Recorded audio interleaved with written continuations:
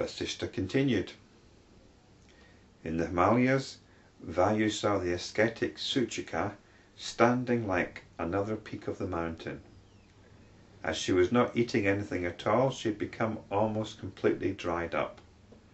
When Vayu, wind, entered her mouth, she threw it out again and again. She had withdrawn her life force to the crown of her head and stood as a perfect yogini. Seeing her, Vayu was amazed and lost in wonderment. He could not even talk to her. Convinced that she was engaged in supreme penance, he forthwith returned to heaven, where he reported to Indra. Lord, in the Jambudvipa continent, Sucika is performing unprecedented penance. She does not even let wind enter her mouth, and to overcome hunger, she's turned her stomach into solid metal. Pray get up at once and approach the Creator Brahma to appease her by granting her the desired boon, or else the power of her penance might burn us all up. Thereupon Indra went to Brahma, and in answer to his prayer, Brahma went to where Sucika was engaged in penance. In the meantime, Sucika had become totally pure by her penance. Only her own two other forms, her shadow and the fire of her austerities, were witness to her penance. By coming into contact with her, even the air around her and the particles of dust near her had attained final liberation. At this time she had gained direct knowledge of the supreme causeless cause of all by her own examination of the intelligence within her. Surely direct inquiry into the movements of thought in one's own consciousness is a supreme guru or preceptor, O Ram, and no one else. And that's the point, isn't it?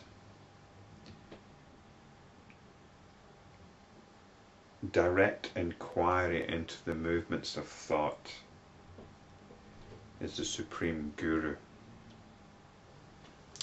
There's a lot that could be said about this.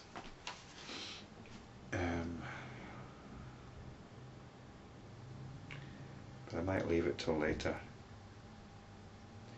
So she'd gained direct knowledge of the supreme causeless cause of all by her own examination of the intelligence within her.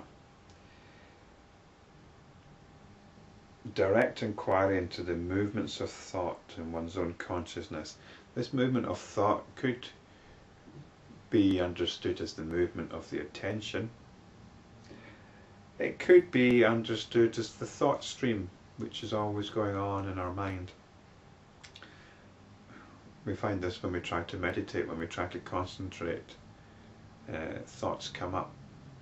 Thoughts lead into other thoughts, which lead into other thoughts, and so on. This is a thought stream. And you can gradually learn to observe this thought stream without getting caught up in it. Observe how it rises and how it falls.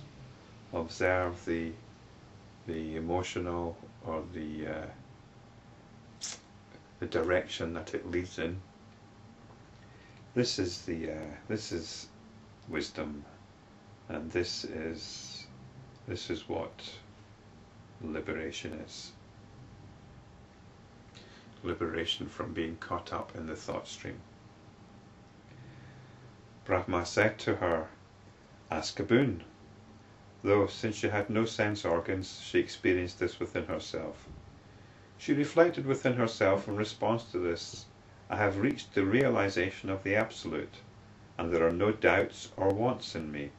What shall I do with boons? When I was an ignorant girl, I was haunted by the goblin of my desires. Now, through self-knowledge, that ghost has been laid."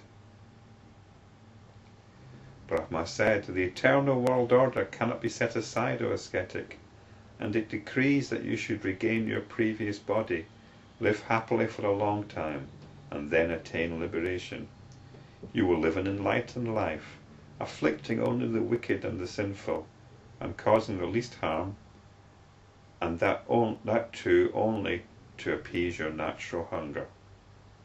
Sucika accepted what Brahma had said, and soon her needle body grew into a mountainous body. So it seems that Karkati is now enlightened, or Sucika, but she's still going to have to go around taking the lives of others.